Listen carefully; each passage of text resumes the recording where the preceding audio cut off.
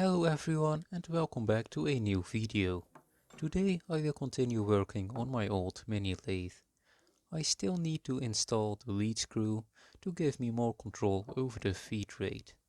The lead screw is not powered as of now, but I would like to add a gear train similar to what once was part of this lathe. When the lead screw is mounted, I can start turning some metal.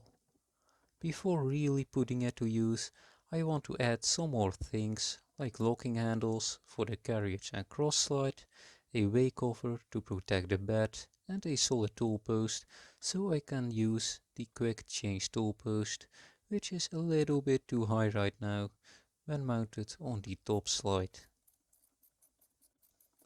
The switch is just any temporary position until I build an enclosure of some sort. By the way, I am still working on designing a new milling machine. It will be on a totally different level than the one I have shown on this channel. Make sure to subscribe to stay tuned for that awesome build.